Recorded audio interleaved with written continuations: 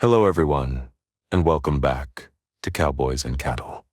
In our last episode, Nathan received intense pressure from council leadership about the Heartland takeover. Gracie demanding to know if he's even close to success after 3 years. We learn Nathan's true motivation. He's a major council shareholder, already wealthy, but Heartland would make him truly stable for generations. The perfect property for council operations worth hundreds of millions. Nathan visited Ty to check on the memory erasure, and Ty didn't recognize Nathan at all, the conditioning working perfectly. But during casual conversation, Ty laughed and mentioned that everyone keeps asking him about Alberta. Nathan, shocked, demanded to know who else asked.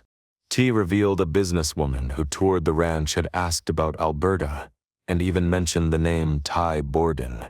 Nathan's expression went ice cold. This could be Lou Fleming. He urgently asked for the woman's name. The episode ended on the cliffhanger. Ty trying to remember the name Louise Parker, while Nathan waited tensely, about to confirm his worst fear that Lou Fleming had investigated council operations.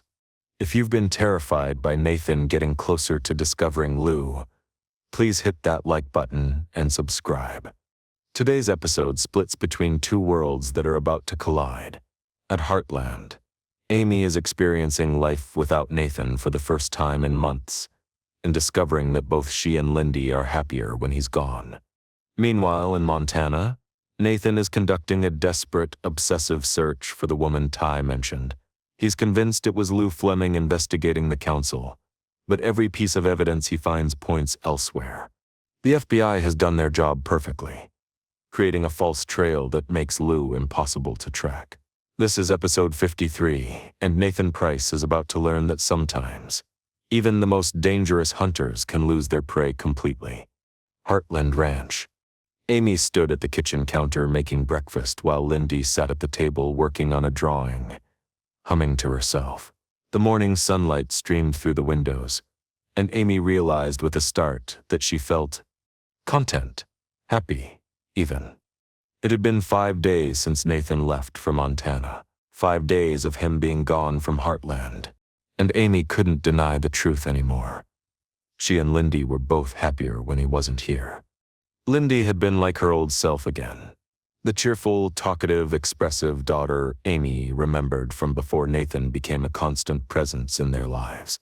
She hung around the house constantly now, chatting with Amy while she worked, showing her drawings and school projects, laughing freely at nothing in particular. Amy had missed this version of Lindy desperately, had missed her daughter's genuine joy, her openness, her natural happiness. She hadn't even realized how much Lindy had retreated into herself until Nathan left and the old Lindy came back. "Mom, look, I drew Phoenix jumping over the fence. Do you think his legs look right?" Amy looked at the drawing. A horse mid-jump, with surprisingly accurate proportions for a 9-year-old's artwork. That's beautiful, sweetheart. You really captured the way horses extend their legs during a jump. When did you get so good at drawing horses? I've been practicing a lot. Sometimes when I'm bored, I just draw horses. It makes me feel better. Amy felt a pang. When I'm bored, did Lindy mean when she was hiding from Nathan? When she was trying to avoid being around him? Before Amy could pursue that thought, her phone rang. Nathan's name appeared on the screen. This had been happening constantly since he left. Multiple calls every day, text messages throughout the day and evening. Nathan being more attentive, more loving, more present through the phone than he'd ever been in person. Amy answered, trying to inject warmth into her voice. Hey, how's Montana? Cold and boring without you. I miss you so much, Amy. I keep thinking about how much I'd rather be home at Heartland with you and Lindy. The words should have made Amy feel good. Her boyfriend missing her, wanting to be home, expressing affection. And part of her did feel good. The treacherous part that still responded to Nathan's charm despite everything she'd learned about him. How are you doing? How's Lindy? Is everything okay at the ranch? We're fine. Everything's fine. Lindy's right here working on her drawings. Tell her I miss her too. Tell her I'll bring her something special when I come home. Amy watched Lindy's face as she mentioned Nathan. Her daughter's expression immediately closed off, the brightness dimming. Lindy didn't want something special from Nathan. She wanted Nathan to stay away. I will. When are you coming back? Hopefully, in the next few days. There's some business here that's taking longer than expected, but I'm trying to wrap it up as quickly as possible. I hate being away from you. They talked for a few more minutes. Nathan asking about Amy's day, about the horses, about Jack's recovery progress, being attentive, interested, supportive. Everything a good boyfriend should be. And Amy felt the familiar conflict. When Nathan was like this, sweet and caring and focused on her, it was easy to forget Lindy's revelation about his mask. Easy to think maybe she'd been wrong. Maybe Nathan really did care. Maybe the concerns about him were overblown. But then she'd look at Lindy's closed-off expression when Nathan was mentioned, and she'd remember. Remember that her daughter had been watching Nathan carefully, had seen his true face when he thought no one was looking, had been brave enough to tell Amy the truth. After the call ended, Lindy looked up at Amy with serious eyes. Is Uncle Nathan coming home soon? The way she said it, not excited or happy, but cautious and worried. Uncle Nathan was what Lindy had called him when he first started dating Amy, before he became a constant presence in their lives. In a few days? Probably. Why? I like it when it's just us, you and me. It feels better. Amy sat down at the table beside her daughter, putting an arm around her shoulders. I like it too. Just us feels good, doesn't it? You smile more when he's not here. You laugh more. You seem, I don't know, lighter? Is that a weird thing to say? Amy felt tears threatening. Out of the mouths of children, Lindy had articulated exactly what Amy had been feeling but hadn't wanted to acknowledge. She was lighter without Nathan. Happier. More herself. That's not weird at all. Sweetheart, that's very perceptive. Do you remember when Uncle Nathan saved me from that scary situation, when I almost got hurt? Amy nodded. It had been about a year ago. Lindy had wandered too close to a spooked horse, and Nathan had pulled her out of the way just in time. The incident had made Lindy trust Nathan, had made her genuinely like him. I really liked him after that. I thought he was like a superhero or something. He saved me, so he must be good, right? That makes sense. He did save you. That was a good thing he did. But then I started noticing other things. The way he behaved when you weren't watching. The way he'd sigh sometimes, like I was annoying just by being there. And I realized, just because someone does one good thing doesn't mean they're good all the time. Does that make sense? Amy pulled Lindy into a tight hug, amazed by her daughter's wisdom. That makes perfect sense. And Lindy, I'm so proud of you for noticing those things and for being brave enough to tell me. A lot of kids wouldn't have said anything. I almost didn't. I was scared you'd be mad at me. But then I thought about how Grandma Marion would tell you to always speak the truth even when it's hard. So I did. Amy felt overwhelming gratitude for her mother, for the lessons Marion had taught that continued to protect this family even years after her death. Grandma Marion would be very proud of you. I'm very proud of you. They sat together at the kitchen table, mother and daughter, both feeling the peace of Nathan's absence, and both dreading his return. Heartland Ranch. Amy was working in Phoenix's stall, mucking it out and preparing fresh bedding, when she heard footsteps approaching. She looked up to see Ashley and Caleb standing at the stall entrance, both looking uncertain about their reception. Amy's first reaction was a genuine smile. She'd missed them, had felt terrible about how their last interaction had gone, but then the memory hit her like a physical blow. She'd accused them of being thieves, had banned them from Heartland, had chosen Nathan over people who'd been trying to help her. The smile faltered, replaced by shame. Ashley, Caleb, I didn't expect to see you here. We wanted to check on you, make sure you're okay. Ashley's voice was soft, gentle, with no trace of anger or resentment. That somehow made Amy feel worse.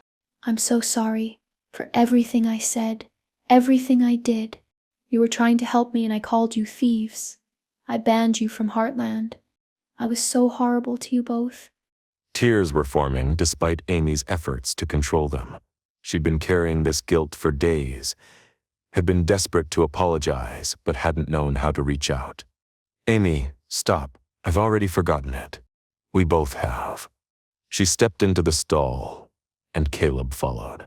Ashley pulled Amy into a hug while Caleb stood back, clearly uncomfortable with emotional displays but supportive. Nathan manipulated you.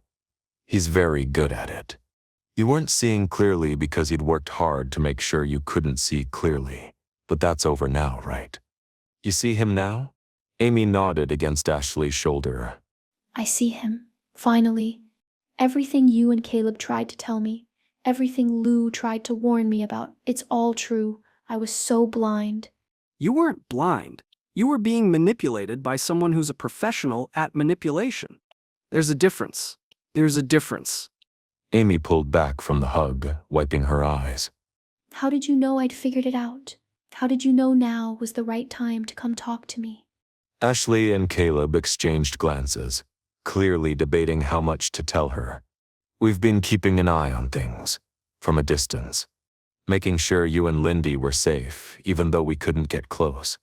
Keeping an eye on things? What does that mean? It means you haven't been as alone as you thought. Even when Nathan tried to isolate you from everyone, there were still people watching out for you. Amy thought about Lou's cryptic comments on the phone, about Amy having support she couldn't see, about people making sure she stayed safe. It was starting to make sense now. You've been coordinating with Lou, haven't you? That's how you knew. Ashley smiled slightly. Your sister never stopped protecting you, even when you pushed her away, even when Nathan successfully painted her as the villain. Lou's been working behind the scenes this entire time to keep you safe. Amy felt fresh tears forming. Lou had been fighting for her all along, and Amy had been too blind to see it. Where is she? I've been trying to reach her for days. She promised she'd come home soon, but she's still gone. Is she okay? She's okay, I suppose. Don't worry. They talked for another hour while Amy worked. Ashley and Caleb carefully filled in some of what had been happening. Not everything. They couldn't reveal the FBI investigation or Lou's undercover work, but enough to help Amy understand the scope of the situation. By the time they left, Amy felt lighter. She had allies again. Had friends who'd forgiven her despite her terrible treatment of them. Had a support system that Nathan couldn't destroy. Silver Creek Ranch. Nathan sat at Hayes's desk, surrounded by printouts and documents and laptop screens showing various database searches. He'd been at this for hours, searching for any trace of Louise Parker, for any confirmation that the businesswoman who toured Silver Creek Ranch was really Lou Fleming in disguise. And he was finding nothing. Absolutely nothing. Lou Fleming was in Miami, Florida, with her daughter Georgie. Had been there for weeks. Georgie was training for the Olympics, and Lou was supporting her. Katie and Peter were there too. A whole family reunion in Miami, while Georgie prepared for competition. Social media posts confirmed it. Hotel records confirmed it. Credit card transactions confirmed it. Cell phone location data confirmed it. Every single piece of evidence Nathan could access showed Lou Fleming in Miami. Not in Montana. But Nathan didn't believe it. Couldn't believe it. The coincidences were too perfect. A businesswoman touring Silver Creek Ranch right around when Nathan arrived. A woman asking Tide about Alberta. A woman who mentioned Ty Borden's name. A woman who reminded Ty of someone from Alberta who had died. That wasn't coincidence. That was someone who knew Ty personally, who knew about Heartland, who was investigating. Nathan pulled up Louise Parker's business credentials again, studying them for the 100th time. Seattle-based investment consultant. Her company existed, had a legitimate website, had verifiable business history. Her professional references checked out. Nathan had called them himself, and they'd confirmed working with Louise Parker. But something felt wrong. The credentials were too perfect, too clean, too thoroughly documented. Nathan had encountered law enforcement fabrications before. The FBI was very good at creating fake identities that would pass surface-level background checks. They had resources to manufacture business histories, create false references, plant data in databases. If Lou Fleming was working with the FBI, if she'd gone undercover at Silver Creek Ranch with federal protection, then her cover identity would be exactly this thorough and exactly this clean. It has to be her. It has to be Lou Fleming. But how do I prove it? Hayes appeared in the doorway with more printouts. The latest intelligence reports Nathan had requested about Lou Fleming's whereabouts. More confirmation that Lou Fleming is in Miami. Flight records show she flew from New York to Miami 3 weeks ago. Hotel records show her staying at the same hotel as Georgie Morris. Restaurant transactions, shopping purchases, even gym memberships.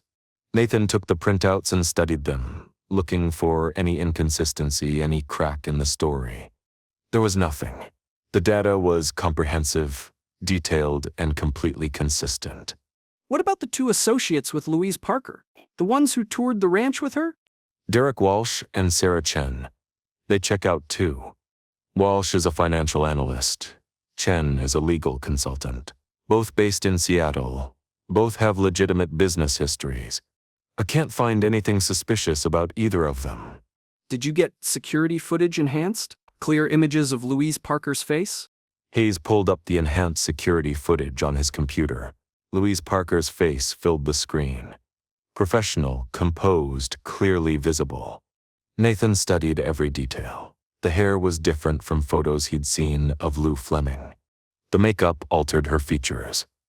The styling was more urban professional than ranch casual. But the bone structure, the way she held herself, the shape of her eyes. I'm 60% certain this is Lou Fleming in disguise. Maybe 70%. But I can't prove it. If it is Lou Fleming, if she brought FBI agents to investigate our facility, then we have a major problem. But Nathan, every piece of evidence we can find says Lou Fleming is in Miami. How do you explain that if she was really here in Montana? Nathan knew how. He'd dealt with federal agencies before. He knew their capabilities. The FBI can fabricate data. They have access to systems that would allow them to create false records, plant fake information, manipulate databases. If they were protecting an undercover asset, they'd create exactly this kind of comprehensive false trail. You think the FBI fabricated weeks of data showing Lou Fleming in Miami just to cover for an undercover operation at Silver Creek Ranch?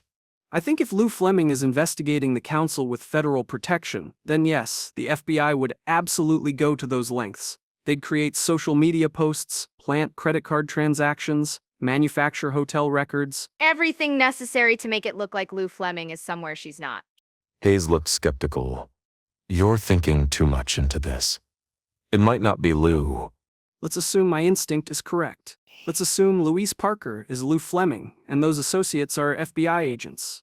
That means Lou discovered Silver Creek Ranch is council property. She talked to Ty, which means she knows Ty Borden is alive with erased memory. She's connected Nathan Price to council operations. She's gathered evidence about our Montana facility. If she's gathered all that evidence and shared it with the FBI, then why haven't they moved against us? Why are we still operating freely? It was a good question. If the FBI knew about Silver Creek Ranch, knew it was council property, had evidence of criminal operations, why hadn't they conducted raids? Because they're building a bigger case. They don't want to just shut down Silver Creek Ranch. What does to shut down Silver Creek Ranch? They want to take down the entire council network, and that takes time, months or years of surveillance, documentation, coordination with Canadian authorities. So what do we do? Shut down Silver Creek operations? Evacuate everyone? Move Ty to a different facility? Nathan considered that. If they suddenly shut down Silver Creek, it would confirm to the FBI that they'd been detected. Better to continue operating normally while implementing counter-surveillance measures. No, we keep operating. But we increase security, conduct counter-surveillance, watch for any indication of FBI presence. And Hayes, I want deep background checks on every visitor this facility has had in the past 3 months. Not just surface checks, deep investigations. If there are other FBI assets who've accessed this property, I want to know. That's going to take time and resources. The council has both. Make it happen! Nathan sat back down at the computer, pulling up new searches. If he couldn't prove Louise Parker was Lou Fleming through direct evidence, maybe he could prove it through process of elimination. He searched for Louise Parker's digital footprint beyond what Hayes had already found: social media accounts, online reviews, digital communications, anything that would show a real person living a real life rather than a manufactured FBI identity. He found a LinkedIn profile that looked legitimate, a Facebook account with photos and posts going back years, Instagram showing Louise Parker at various business events and vacation locations. All of it could be fabricated. The FBI had the resources and expertise to create comprehensive false digital identities. They could backdate social media posts, plant photos with dates that seemed authentic, create entire false histories that would pass casual inspection. She's a ghost. Even if Louise Parker is a real person, even if she's not Lou Fleming, she's a ghost. The data is too perfect, too complete, too convenient. He pulled up the Miami data again, the evidence supposedly showing Lou Fleming at Georgie's training facility, credit card purchases at restaurants near the Olympic Training Center, hotel check-ins, cell phone pings from Miami towers. How hard would it be for the FBI to fabricate this? To plant false transactions and location data? For an agency with their resources, not hard at all. It just need access to the right databases and systems. Credit card companies, cell phone carriers, hotel reservation systems. The FBI has channels into all of those. So everything showing Lou Fleming in Miami could be manufactured? Every piece of evidence could be FBI fabrication, designed to throw off anyone investigating her real location? It's possible. But Nathan, you're basing this entire theory on instinct and suspicion. You don't have concrete proof that Louise Parker is Lou Fleming. You don't have evidence of FBI involvement. You're connecting dots that might not actually be connected. Nathan knew Hayes was right. He was operating on suspicion, not evidence, on pattern recognition and instinct rather than facts. But his instincts had kept him alive and successful in the council for over a decade. His ability to read situations and identify threats had made him one of the organization's most effective operatives. And his instincts screamed that Louise Parker was Lou Fleming, that the woman Ty had innocently mentioned was Amy's sister investigating council operations with FBI protection. I want surveillance on Lou Fleming. Real surveillance, not just database checks. I want eyes on Georgie Morris in Miami. If Lou Fleming is really there, I want confirmation. Photos, video, direct observation. Can the council arrange that? Arrange that? I can make the request through channels. But Nathan, if Lou is under FBI protection, putting council surveillance on her could expose our interest, could tip them off that we're investigating. I'm aware of the risks, but I need to know. Is Lou Fleming really in Miami, or is this an elaborate FBI cover story? Hayes nodded and left to make the necessary calls. Nathan remained at the computer, continuing his obsessive search through databases and records. Hours passed. The sun set outside Hayes's office window. Nathan barely noticed, consumed by his investigation. He found travel records showing Lou Fleming flying from New York to Miami, found customs records confirming her entry into Florida, found everything that should prove she was exactly where the data said she was. But he didn't believe any of it. He checked weather reports for Miami during the dates Lou was supposedly there, checked news stories about Georgie's Olympic training, cross-referenced locations and timestamps from Lou's supposed credit card purchases with known addresses in Miami. Everything checked out. Everything was consistent, which made Nathan even more suspicious. Real life was messy. Real data had inconsistencies. Real people made mistakes, had gaps in their records, left trails that weren't perfectly coherent. Lou Fleming's Miami trail was too perfect, too consistently documented, too thoroughly evidenced. It's fabricated. It has to be. No one's life is this thoroughly documented unless someone's deliberately creating a comprehensive false trail. But knowing it was fabricated and proving it were entirely different things. Nathan had suspicion, instinct, pattern recognition. He didn't have proof. Didn't have concrete evidence he could present to council leadership or use to justify action against Lou Fleming. His phone rang, Gracie calling. Nathan answered with dread, knowing this conversation wouldn't go well. Any updates? I believe it was Lou Fleming, Amy's sister, operating under the alias Louise Parker with possible FBI support. You believe. Suspicions. Possible. Nathan, they need facts, not speculation. What concrete evidence do you have? The woman asked Ty about Alberta, mentioned Ty Borden's name, demonstrated knowledge of Heartland operations. Those aren't things a random businesswoman would know. Combined with the timing and the two perfect cover credentials, everything points to Lou Fleming. And where is Lou Fleming now? According to every database, she's in Miami with her daughter. But I believe that data is FBI fabrication designed to hide her real location and activities. There was silence on the other end. Nathan could imagine Gracie's expression. Cold calculation mixed with growing impatience. Nathan, do you understand how this sounds? You're telling me that the FBI has fabricated weeks of comprehensive data showing Lou Fleming in Miami, all to cover for a single undercover visit to Silver Creek Ranch. You're asking me to believe in an elaborate federal conspiracy based on your instinct. I'm asking you to trust my experience and judgment. I've been doing this work for over a decade. I know when something doesn't feel right. Feelings aren't intelligence. Instinct isn't evidence. If you want council resources dedicated to this investigation, I need more than suspicion and pattern recognition. Then, let me put surveillance on Lou Fleming in Miami. Let me conduct deep investigations into Louise Parker's identity. Fine. Do it, but fast. The call ended. Nathan sat in Hayes's dark office, illuminated only by the glow of multiple computer screens, surrounded by printouts and documents that proved nothing. 72 hours. 3 days to find evidence that might not exist, to prove a theory based on instinct, to connect dots that law enforcement had deliberately obscured. Nathan looked at the security footage still displayed on the screen. Louise Parker's face frozen in perfect clarity. Was that Lou Fleming? Or was Nathan seeing connections that weren't there, driven by paranoia and the pressure of a mission that was taking too long? He didn't know. And not knowing was torture. The episode ended on Nathan's face illuminated by computer screens in the dark office, his expression showing obsessive determination mixed with growing desperation. He'd been searching for hours, for days, and found nothing concrete. Every trail led to dead ends.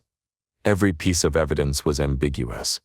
Louise Parker could be Lou Fleming, or she could be exactly who she claimed to be.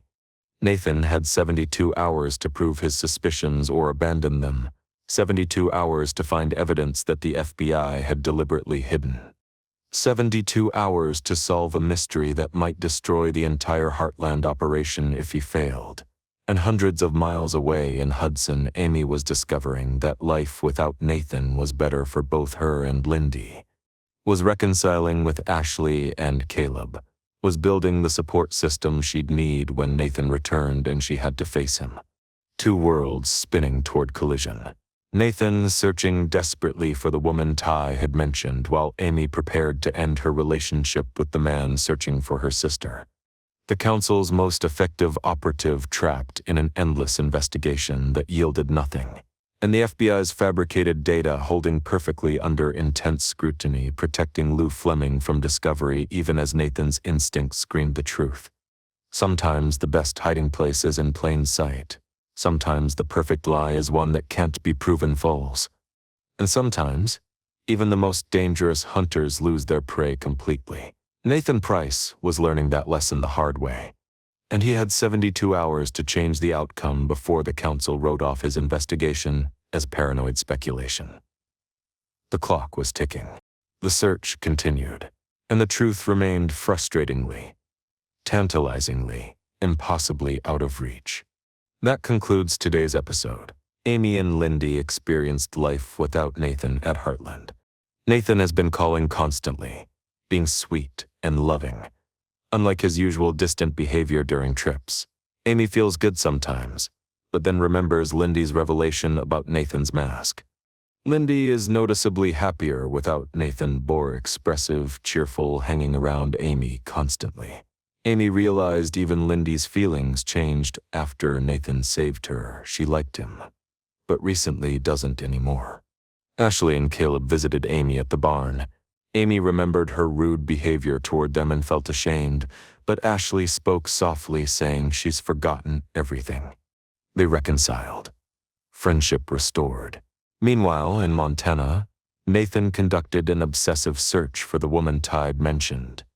He believes it was Lou but can't prove it.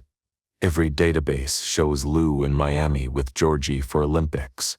Nathan suspects FBI fabricated all the data but has no concrete evidence. The episode ended with Nathan surrounded by searches yielding nothing. Join us next time to see if Nathan finds proof or if the FBI's deception holds.